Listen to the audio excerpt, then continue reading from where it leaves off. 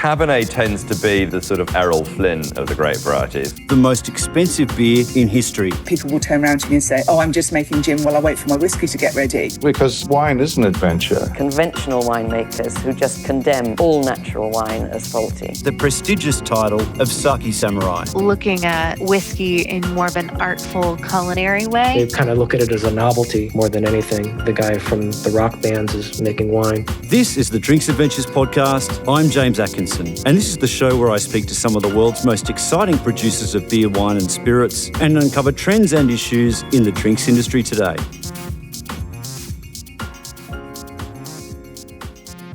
Normally on this podcast, you're hearing from companies that have already been in operation for at least a few years, or possibly much longer. In this case, I'm making an exception to speak with the founders of a business that is still in planning. Hickson House Distilling is scheduled to open to the public in June 2021, and it's a significant project on a number of levels. It's a full-scale production distillery located in the historic Rocks precinct in the centre of Sydney. And then there's the profiles of its founders. Drinks industry veterans Mikey Enright and Julian are the team behind some of Sydney's best small bars. They have the Barber Shop, renowned for its selection of more than 700 gins, and the Duke of Clarence, their incredibly authentic homage to an English pub. So it's safe to assume that the hospitality side of the project will be second to none.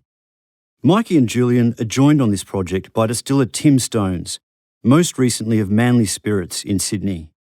Tim learnt his craft alongside master distiller Desmond Payne at Beefeater Gin in London, who we met in season 2 of this podcast. Hickson House will be producing gins, aperitifs, whiskies and specialist spirits. But as you'll hear in this episode, some of the other details are still under wraps.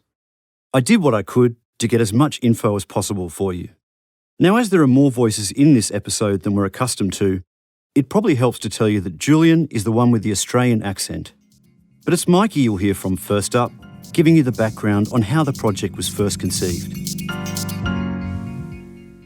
Well, I suppose really you could probably say initial idea 5 years ago. I spoke to Tim probably 3 years ago, or even earlier than that. It was 4 years ago. 4.5 years ago now. It Tales of the Cocktail. It was the end of the cocktail festival, and I heard Tim was leaving Beefeater, so we had a quick chat just on the way to the airport. But that's another story. And then, Julian was very keen to do this, so we got in conversation, and Julian came on board about full-time with Barrel House Group a couple of years ago. And since then, he's been working on the project. So here we are. The market's obviously moved really quickly in that time, and you only have to kind of look up behind the bar at this bar particularly, the Barber Shop, got an amazing selection of gins. What makes you sort of look at the market and think we can put a distillery right in the centre of Sydney and make a fist out of it? Yeah, quite brave. It's because it's been in the making for so long, and our three makeups of our history and what we've done in each area, we feel we know it's a saturated market, but there still is growth for quality, and we've got some good ideas of what we want to do and where we want to position ourselves. So we're really excited, and we're not just going to be making gin. We're going to be making some other spirits as well, which we can't say just yet. But, we're going to obviously be making whiskey, which is a huge focus for us. We love gin, and that's going to be, our start and spirit. But as soon as we're making gin, we'll be making whiskey at the same time. Tell me a little bit about the venue. It sounds like it's going to be, very much a hospitality sort of driven operation, like a proper kind of restaurant. Yeah, I guess that right from the very start, that's the one thing Mike and I, when we even first started talking about this, agreed on that. We're hospitality people.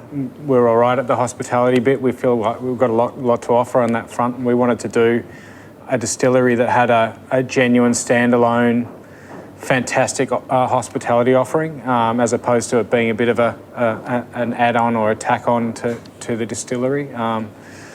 So we feel that the combination of the distillery, a full working distillery, I guess that's an important point as well, is we're not making just a show distillery and creating product elsewhere. We've really got a full operational end-to-end distilling operation in there, and then of course having a what we're calling a proper bar and restaurant, and full food offering and all the stuff that we're known for already in the hospitality side. I mean, even this morning we've been going through what spirits we're going to have in our back bar, and we've said no matter where those spirits are from, like we're picking all our favourite spirits, that we'll be stocking. More than likely, we'll probably be only stocking our own gin. Okay. You never know, though. We'll see whether we put a few others on the back bar. This is at the distillery, Hickson House. So we're kind of, and we're going to have beer, and we're going to have some local wines, New South Wales wines as well.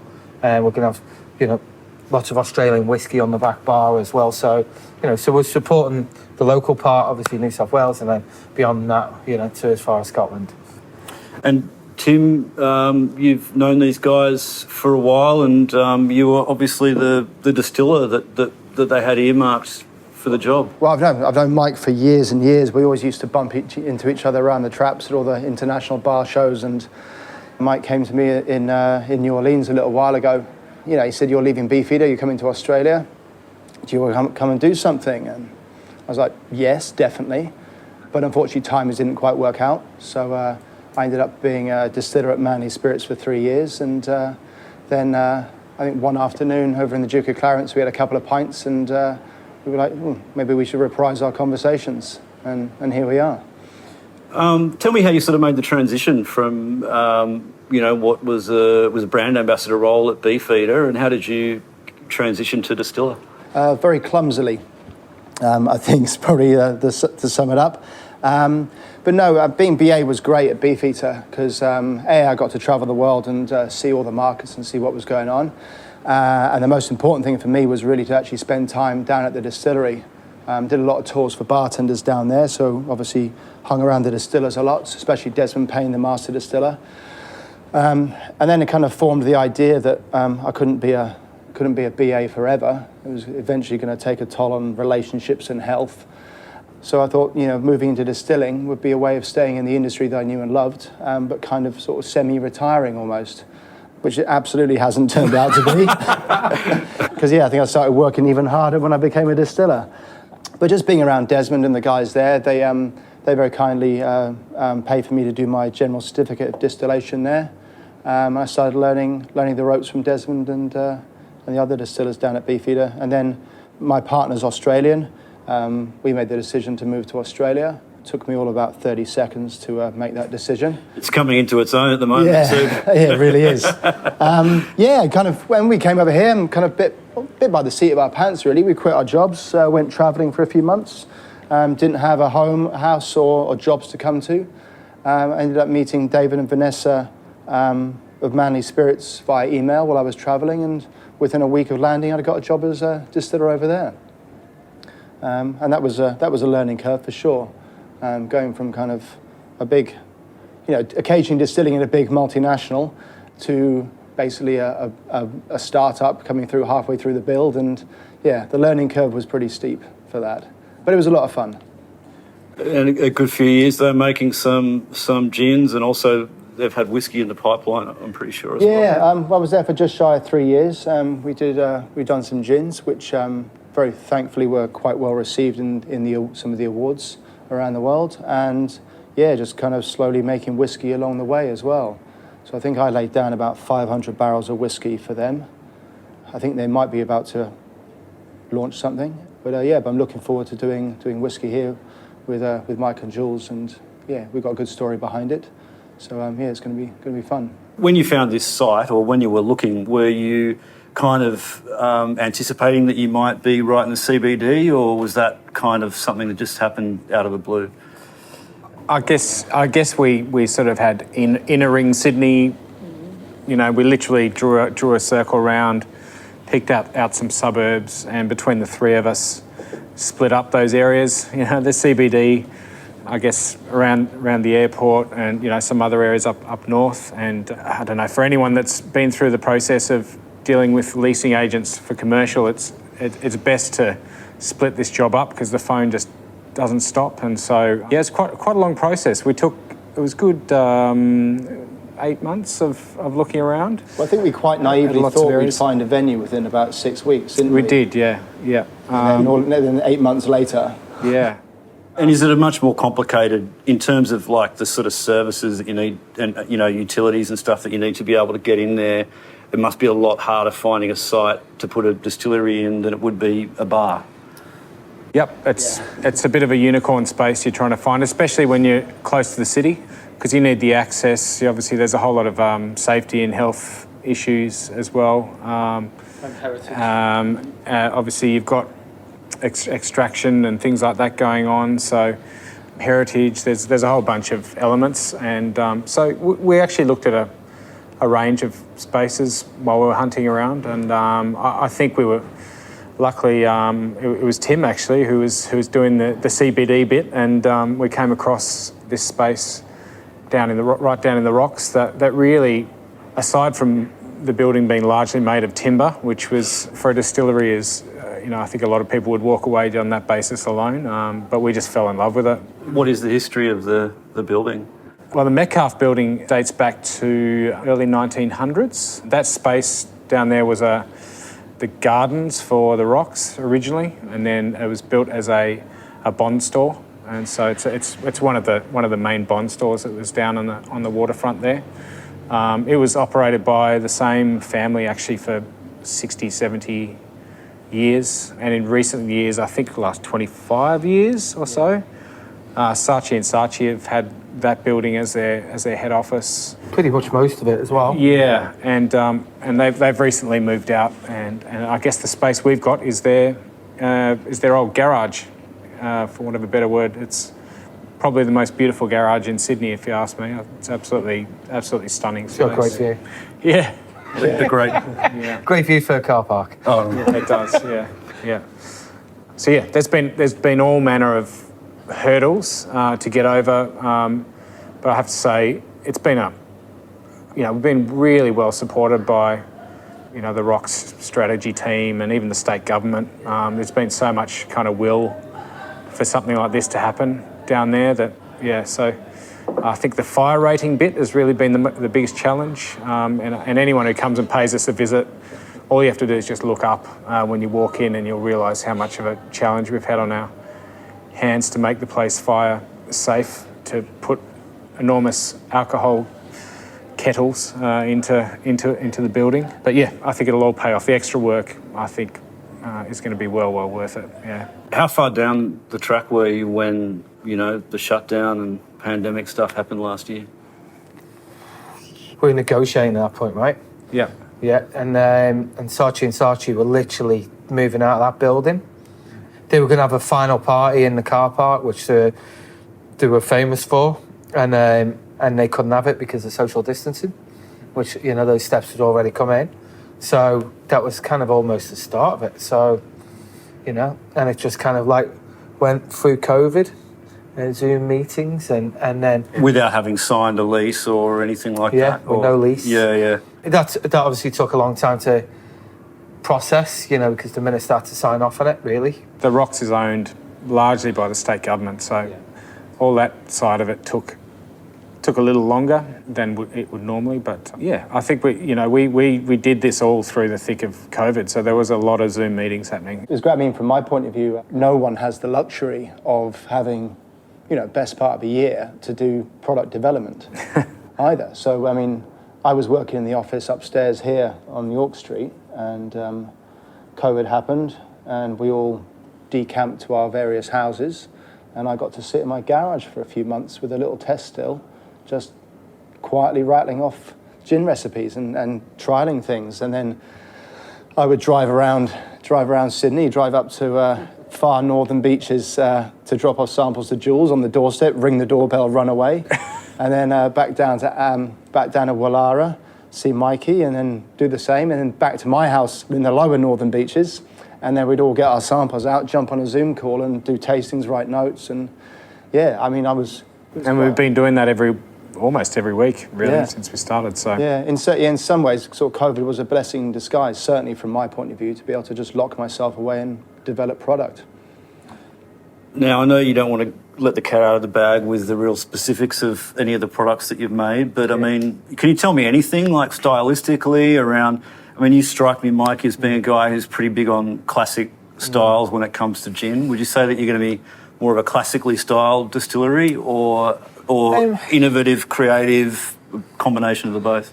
I mean, Tim will talk through his recipes to a point. To a point. Yeah. But we're kind of like, one of the things that, from my side, that I'm quite passionate about is, defining the different styles of gins. So we've kind of spent a lot of time of, what is the ideal London dry and what is the ideal Australian dry, but with the London dry with an Australian twist on it. So that was really important from our side. I mean, they're the two products we're going to be launching with, So, fine to say that, I'd say at this point. Yeah. We're pretty not too far off, right? Yeah. 2 or 3 months. So we're gonna launch with a London dry and an Australian dry. Tim's mainly worked on some other gins and stuff like that. That we're gonna, like you said, he's had the time, and we've done lots of tastings and stuff. So we've got a few more to come out as well. So, but we'll maybe stagger them. That might change in the next 3 months. We just don't know. But we'll be kicking off with, a more classic style of the London dry plus what we perceive to be a great Australian dry. I mean, from my point of view, I'm quite a traditionalist when it comes to gin. I do really like the classic London dry style. I mean, my background kind of bears that out. But I think here in Australia, just the wealth of wonderful kind of homegrown botanicals that are here, it's just it's incredible. I mean, it's been 4 years in now, I'm still trying to get my head around it all. So I think we're sort of straddling both camps quite well with the products we've got. We've got elements of traditionalism in it, and also really trying to showcase Australian botanicals as well. What about the whiskey side of things? You're going to be, I guess, starting from scratch with whiskey. You're not buying in any stocks or anything like that to get going. So that's going to be a much slower burn. Yeah, definitely. But yeah, we're not buying in stock from anybody. We'll be mashing on site, just mashing, distilling, everything there. I'm quite excited to do that. I'm quite excited to start playing around with some interesting kind of barrels as well. There's some really interesting barrel stuff coming through Australia, so I'm looking forward to kind of doing that as well. Will you be focused on single malt or grain whiskey or? No, we'll be single malt. It'll be mainly single, or other grains as well, or? Yeah, potentially down the track. We've started looking into bits and pieces there. Obviously, there's some great stuff here. We've started playing around a little bit with some different bits and pieces. So down the track we'll definitely be doing something a bit different.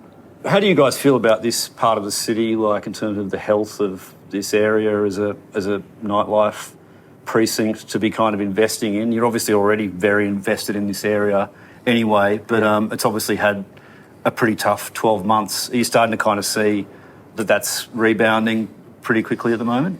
Yeah, it's if anything, this area it's come back quicker than what we thought. Today, marking March 17th, hopefully we can stand at the bar and have a pint later, a pint of Guinness, seeing as it's Paddy's Day. But it has bounced back quick, hasn't it, Julian? And if anything, you kind of look at the rocks and it's so quiet at the moment. And you go, geez, this is a brazen move, what we're doing down there. Yeah, so I think hopefully, we're, it'll start to get a bit busier down there as well. But around this area, it's not too bad. It's okay. But we're small bars, right? So we're 2 metre distancing is almost strangling us a little bit too. We need to go to 1 metre, and I know it's really topical COVID, but that's the general consensus out there that it needs to go back to 1 metre. You can have all the people in the world out in the streets, but if you can only fit 50, 60 into your venue, then you may as well not have those people around. So it's frustrating to see so many people wanting to get into places and not able to. That's probably the toughest thing. So the sooner we can get back to normal, the better, really, for everyone. How big is the new place going to be? Is that going to be a little bit more social distancing? Won't be so much of an issue in this premises, I guess. Look, it's not a big venue, but because we're doing an end-to-end distillery, the distillery is the bulk of the space. So really, the hospitality offering is the equivalent of a small bar downstairs. So let's say 120 20 odd, and then we've got a beautiful sort of high-end bar we're putting in upstairs for 30 to 40. So we're looking at about 150 all up. So it's not of the 470 square metres, the bar side is actually relatively small, purely because our focus really is the distillery. However, the ceilings are incredibly high. Yeah. So it will look bigger than what it actually is. Yeah. So we haven't designed it for pandemic social distanced. You know, we're hoping we'll be able to fill it up. And Yeah. you know, so we kind of rolled the dice on that, but, you know, the distillery was so important to have the space of what Tim needed. Yeah, those whiskey stills take up a bit of space. They do. Yeah. And also, I mean, it's obviously a very long-term project anyway, so you're going to be hoping that there'll be tourists and everything back within a year or two, you think? Yeah, So. yeah, that's the idea. And I have to say, again, I feel like I'm just constantly plugging the rocks people, but the state government's been really, who are the landlords, very, very supportive in terms of understanding that what we're doing is challenging for the initial period, I suppose. So they've been really, really supportive of helping us get open and rent and all that sort of stuff. So I think we've been given the best possible shot, and you know, we feel pretty confident as well we can create that destination down there. We really want to see it so that we're not relying on tourists anyway. You know, I think the Rocks deserves to be more of a Sydney local focused area. Personally, the tourists will end up coming anyway, but it's got quite a lot to offer down there that, you know, I think a lot of Sydney-siders sort of forget about, quite frankly. We certainly did. Before we started, we've been obviously spending a lot of time down there and keep just saying, geez, this area is just absolutely beautiful. And for whatever reason, locals don't seem to go down there, as much as they probably should and could.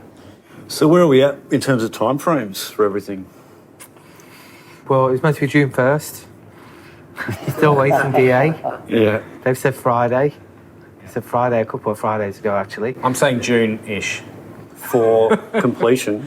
For completion. That's a pretty quick Yeah, build. considering we haven't put, nothing's gone in there yet. It's just empty. What's the empty, adage? so- 80% of the work and 20% of the time. Yeah. Yeah, what we're going to do, we obviously plan, Julian's worked quite a lot with the planning with, our design team and architects and stuff like that. However, the equipment is being made out in Griffiths, so our plan is to head out to Griffiths at the end of April and test run the stills. Tim's going to perfect the recipes, of larger scale, and we'll do, our first 5 batches of whatever we need out there. So it'll be the exact same recipe on our equipment. We've done all the final taste tests on it, and everyone's happy. Then it'll come back to us in IBC, go into a bottle. So when we can turn the key and open the doors, then we don't have to wait for production runs to start, and then so we'll be ready to go. Yeah. That's it. So that's kind of like the plan. Anything you can tell us about the actual bar and food offering there? Yeah, I mean, like what we said about, we're going to have a good range of spirits. From the food point of view, probably modern Australian, slight focus on, shared bowls or shared plates, whatever. And then we'll obviously have, shared entrees as well as shared mains and stuff like that. I suppose there's one dish that Tim and the chef have been working on, which is all around Australian botanicals, and so that's all I can say about that. Well, there's one gin that's quite, I suppose, culinary inspired. So I've been chatting with the chef a lot, and we want to do quite a little bit of a crossover between what we're doing in the distillery and what he's serving in the kitchen as well. Not necessarily pairing dishes to anything, but just kind of having a nice bit of a crossover between what I'm using and what he's using. We're seeing also a great opportunity to showcase a little bit of New South Wales as well, get a little bit parochial about what we have on offer here in this state. So we're a lot of our raw ingredients are coming from regional New South Wales, so our barley from Wagga and our botanicals from the Southern Highlands. And so we're going to, in our wine list, drinks, and as much as we can in the food, get as New South Wales friendly as we can. And we think there's a good opportunity just to showcase the best of the state and of course the country as well. A pretty big emphasis on cocktails as well? Yeah, most definitely. I mean, we've got really good access to fresh botanicals, from the farm, from the lock in the Southern Highlands. So, we'll be obviously doing that. But we're not going to be, the menu's not going to be all around gin. It will have a huge part in there, obviously. But, we're going to have different spirits as well, which, we'll be using from our preferred brands, so there'll be, we're using a little bit of tequila, cognac, vodka, and so we'll be using a whole range of spirits. It just won't be just a full, cocktail menu of just our gin. Of what you'd normally find in a gin distillery or any distillery really, that just for the first part of its journey is just going to be making gin. So so from the cocktail point of view, it will be. However, we don't want it to be too posh. So it's got a different mix of furniture in there. It's going to have a bit more of a casual approach. So from the humble gin and tonic, to a beer on tap, to a fancy pants martini kind of thing. And you just sort of mentioned then the source for the botanicals. Is that something we can talk about a bit more, like how you decided upon that particular farm? Yeah, I mean, there's a lovely lady called Bridget Kennedy who owns the Lock down in just outside Berrima in the Southern Highlands, and she's been supplying fresh botanicals fresh ingredients for the cocktails here at the Barber Shop for quite a while. So I got in touch with her and we went down and had a meeting, and she has this huge farm down there and this amazing garden growing, loads of native ingredients. We just started talking and our values kind of aligned quite considerably. She likes what we're doing. We love what she does down there. So we just talked about, growing certain bits and pieces for the gins actually just down the road. Obviously, some things have to come from other places, but as much as we possibly can, we're going to try and source, homegrown botanicals from She's from the Highlands. Incredibly passionate about native botanicals and flavours, just generally. Well, she's originally a chef, so highly talented chef with a very successful business down there that's full every weekend, and so we see a lot of opportunity to even take people down there, give them experiences down there with the botanicals, and show them the farm, have sort of weekends away, and really get the sort of end-to-end experience of what we're trying to develop. And what she's got in there, it's not like it's a commercial farm. No. It's kind of native thyme is grown with lemon myrtle, all in the same kind of area. It's not like there's rows and rows of botanicals or vegetables that she grows for her own kitchen. It really is. It just, like what Tim said, it really lines up with what we're doing, in terms of, and we hope that feel of what she's doing down there will come out in our bar too, and what we're doing. So I think that's where we really properly aligned, is to have that partnership. What are the sort of the long-term plans for the business in terms of where you expect people to be able to find your products? Is it going to be obviously there'll be a fair bit of sales across the bar and people will be able to take bottles home direct from the distillery. But, do you see it sort of becoming a national brand and potentially export and all these things as well? We're humble enough to say that we'd be happy if Sydney loved us first, I guess, and it's to start from the hometown and hopefully get enough love from everyone in our own little area and sort of take it outwards from there. I guess the product's going to be the big tester, and as long as everyone loves it as much as we do, then yeah, of course we hope that it's going to be a proper national brand in the first instance. And with the connections that Mike and Tim have, there's obvious links to the UK there. So, but we're not going to get ahead of ourselves by any means. Really, we just want to focus on making a really good product that I guess wins the love of the people that use it. And so there will definitely be package sales from the venue for people who just want to come by and pick up a gift or pick up a bottle for themselves. Yeah, well, that would be great. That's definitely the plan. Yeah, no, we're hoping to do quite a few different tours through obviously the distillery, and then have like a taste. We've got the tasting area which will be upstairs above the bar, in the mezzanine level. And we'll be able to hold like masterclasses there and private functions and whatever we want to do really. So that's really exciting that we've got like a kind of like a private space of 30 or 40 people, and that's where we'll hold a lot of our tastings. But we've kind of like mapped out how we want the flow of the cellar door experience. So we're hoping that people really, engage that and hopefully it'll be something that you do in the rocks. It's almost a tourist attraction kind of thing when tourism is back. We're incredibly lucky with the location that it's a ferry ride away from Manly, a train ride from North Sydney, a walk down the hill from the CBD. It's incredibly central, really, the rocks. So we're really hoping that we can create a destination that people will want to come and experience, learn a little bit from Tim and the team about distilling in general, and then have an afternoon in the bar. And we're looking at some pretty incredible dining experiences as well. So can we talk about the... Okay, we won't talk about Just some great dining experiences. They're going to be good. You've actually got more out of us than anybody else has so far, we're definitely getting closer. Yeah. This has been bottled up for over a year now, so we're like really, really happy we can finally talk about it. God, we don't even have drinks in our hands either. So.